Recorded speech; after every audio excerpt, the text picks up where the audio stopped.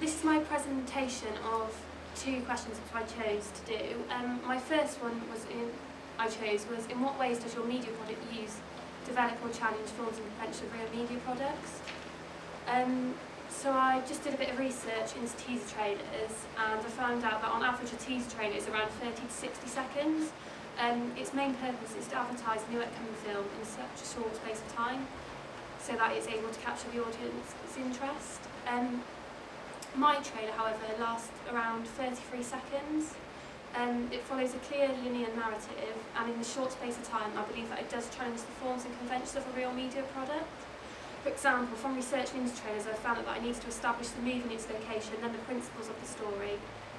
Then I needed to build upon the plot to get the story rolling, and finally build up on the intensity of the film, slowly building the audience from start to finish, leaving the audience wanting to watch the film. I believe that my trailer does follow all of these points listed above. For example, at the very start of my trailer I've created two very quick zoom-in shots, each of which consist of a lamppost and a street sign. The reason for this is that the audience are able to identify the location and setting of which the film takes place. From this point onwards, the audience will get a rough idea as to what the trailer is going to be about. Not long after these two shots, I decided to create an establishing shot, which I believe enables the audience to feel in their comfort zone, making them feel safe with what they are about to watch. My trailer then begins to roll on with the plot so that the audience are immediately able to identify the genre of the film. One could say that the man is made out to be a villain, which enables the trailer to give out this sexist view, where in almost all trailers a girl/woman is always, in most cases, made out to be the victim. However, it could be argued that we do not yet know who the villain is, as the audience do not understand why the man is following her. There is simply no explanation for this in the trailer. A normal horror/thriller trailer usually consists of a lot of fast shots, so it speeds up the pace of the trailer, as well as building on the tension and feel for the audience. I tried to use a combination of these shots at the start, so that it would quicken the pace, and then throughout the middle I created much longer shots, followed by the half-second shot at the end, gaining that extra impact. When I also did some more research into trailers for this specific genre, I found out that many of them contain a very scary/bizarre noise. For example, a scream is the most obvious noise for this type of genre. But instead of using this, I decided to not go with the obvious. I chose to have the loud ticking noise at the very beginning, and then I decided to incorporate the droning noise when the text appeared, to build on the intensity, slowly building the audience start to finish. I also did a quick analysis of my post, and I do believe that it does challenge the form and conventions of a real media product. For example, as you can see, my post has one main image, the eye. The reason for choosing to use an eye as my main focus is because I felt that it would catch the audience's attention. The eye not only symbolises the man's obsession with Jessica, but by the pupil of the eye staring right out creates this idea of someone being watched. I also feel that the poster sends out a clear understanding of the genre. This is made evident by the style of the font used, as the words coming soon are kind of smudged out, giving the creepy effect. When creating the poster, I tried to challenge the poster with the skeleton key. This can be depicted through the layout of the poster, placing the title of the film Jessica under the eye, but not showing her inside the eye. I felt this would give out a more mysterious feeling as to what the film is about. It sends out a lot of unasked questions until you have seen the film. My magazine cover, however, also challenges the forms and convention of a real media magazine. A lot of magazine covers are cluttered with information. Mine is much more spaced out, allowing people to see the writing easier. By my trailer being a horror/thriller genre, the magazine cover doesn't really establish the idea clearly, making the audience wanting to know more. I've obviously incorporated the obvious forms of convention of magazine covers, such as bold writing, barcodes and the prize. However, the use of colours and different fonts used creates this lively magazine cover. My second question is, how did you use new media technology in the construction? At the very start of my course, I was really worried on how I was going to go about producing a trailer. I started to look up different teaser trailers on YouTube to get some kind of idea as what I was going to base my trailer on, for example the genre or the plot.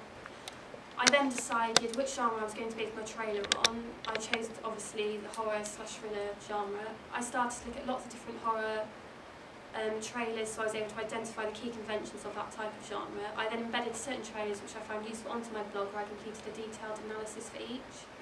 In this process, the blog helped me to organise ideas as well as allowing me to upload and save work, which was really useful as it meant I could keep adding to certain posts if needed. It was also useful in the way that when in the process of planning we were able to look at each other's blogs by visiting www.mediachs.co.uk, which I found really helpful as by looking at other people's blogs enabled me to gain ideas about what to do with my trailer. In the research process, I found out the basic principles of a cheese trailer, and I did some research on the internet and recorded some information onto my blog, placing the internet links below so that if I needed to go back on it I would just click on the link on my blog and it would take me back to the website. This was also useful for anyone who wanted to go on my blog if they needed to find out a website of cheese trailers that they hadn't already found. I also used social networking sites, for example Facebook, to promote my trailer. I would message my friends asking them to make a comment on my blog or to answer my surveys or polls that I had made on my blog. This information would then get sent to my school email so that I would know straight away who had completed my polls and surveys and what their response was. I would also email my friends again asking them to take my surveys. Both of these I found were a good way in getting people to answer my questions. From people's responses I was able to understand what the pros and cons of my trailer, magazine, cover and poster were. This then enabled me to make improvements to all my media products. When I was finally ready to go on to camera editing, I decided to do some practice shots beforehand so I was able to get a feel of what the camera was like. For example, I remember one lesson we went outside and someone would hold the camera and do a certain action in front of the camera. When uploading the shots taken as we were filming, a lorry was going past making a loud noise. From this we were able to establish that the whole surroundings of your final shot is really important. We were also holding the camera, meaning that the camera shot was all over the place. From this we realised that we had to use a tripod in order to get a much clearer still shot, depending on what effect you wanted to create. When in the process of filming, certain shots had to be taken over and over again due to some of the shots being taken outside in the dark. I had to use a torch to get the right kind of lighting. For instance, I've just incorporated a picture from my trailer, and as you can see to the right hand side there's a slight shadow.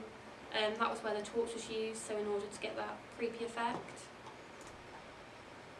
Once I'd done all my filming, I had to save it on the computer and save it all on the D drive. I then opened Adobe Premiere Elephant, opened the D drive with my footage in and just dragged each shot into the left hand corner of the software.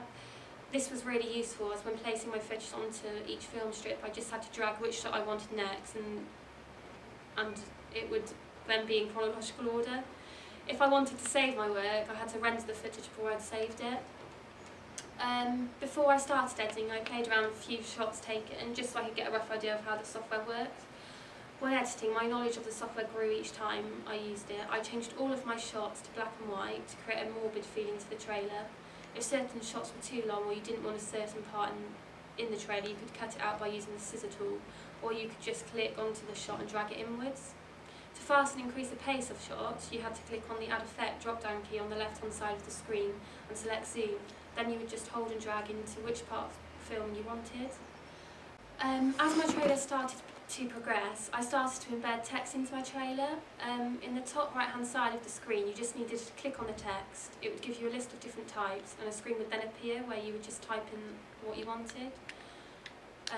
Then you just had to drag it into your film strip like any other footage. This was quite simple. You could also change the text so it would fade in or out, making it look more realistic. Sound editing. So obviously as my editing began to improve, I then decided to add some audio into my trailer.